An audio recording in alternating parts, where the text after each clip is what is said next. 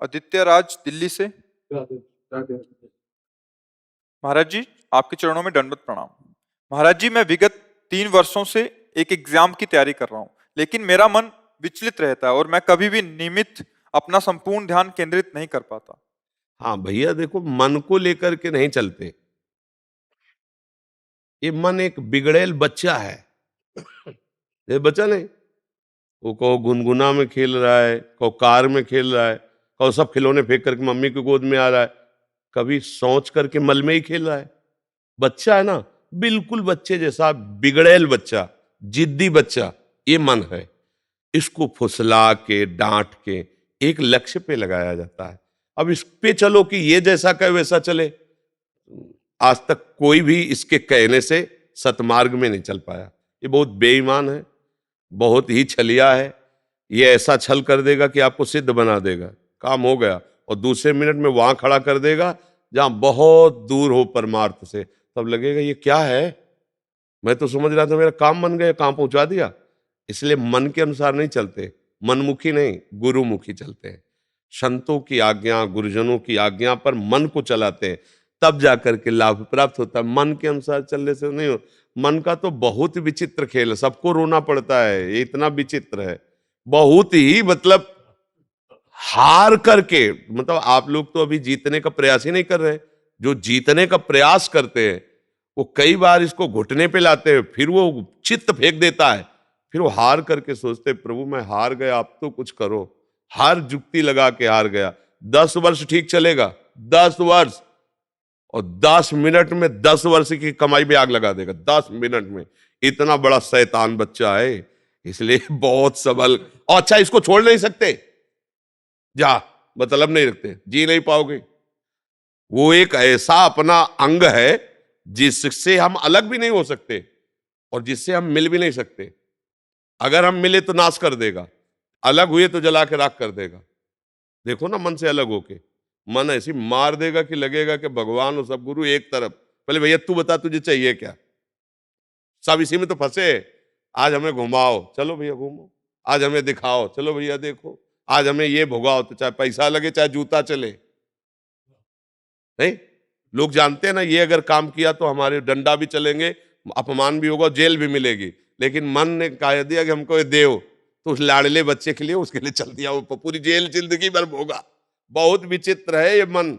इसलिए इसको संभालने के लिए मन को गुरु, किसी भी संत को, किसी भी शास्त्र को एक अपना गुरु मान लो और उसके अनुसार चलो तो ठीक हो जाएगा।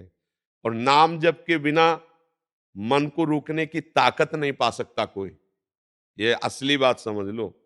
नाम जप ही तुम्हें वो बल देगा जिससे तुम मन को देख सकते हो, मन को डांट सकते हो, मन को रोक सकते हो। अगर भजन नहीं है तो इतना बड़ा शैतान है, मतलब इसकी तो व्याख्या नहीं की जा सकती। बहुत गंदी बात है मन को अपना मान लेना। इसको सुधारने के लिए इससे ऐसे रहना पड़ेगा जैसे चतुर दुश्मन पर घर में रहता है, निकाल सकते नहीं, व्यवहार बना सकते नहीं, अब कैसे जियोगे।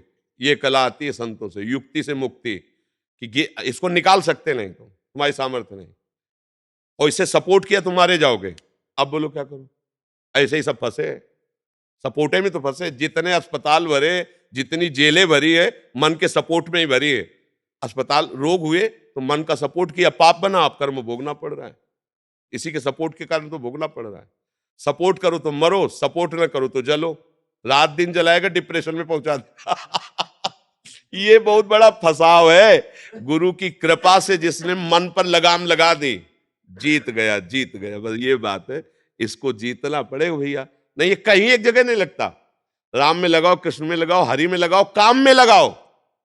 हम कह रहे काम में किसी एक जगह अगर हो गया खिला कि आज भोग लिया और संतुष्ट हो गया, आप जीवन भर जेल भोगेंगे लेकिन इच्छा नहीं होगी, तो हम कह दें कि चलो भाई अब ये कभी अशांत नहीं। पर ये बेईमान जिसको चाहता है ये चीज मिल जाए, और जहां मिली और जहां उसको भोगा, तो इसके बाद फिर वहां से कहता है ये नहीं, वो वाली चाहिए। अब इसको क्या करे, बताओ क्या करे। कहीं भी आज तक टिका हो तो बताओ, कहीं भी।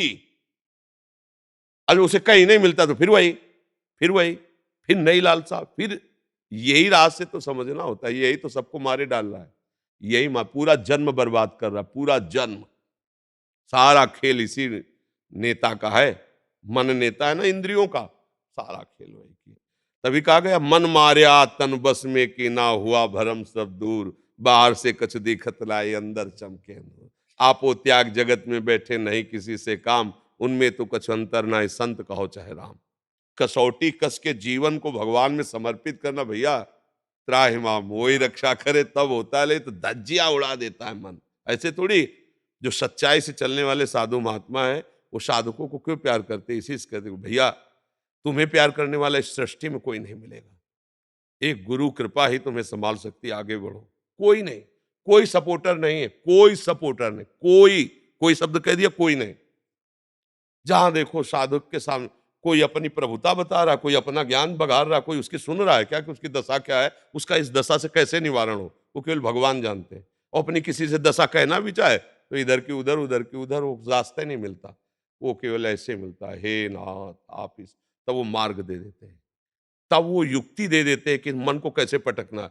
और जहां युक्ति मिली निहाल हो गया, आप आओ गुरु मेहरबान, चेला पहलवान आओ टांग पे चढ़ा के दुबिया पछाड़ मारा, छा चित्त मन गिरा, अब वो आनंद में मगन।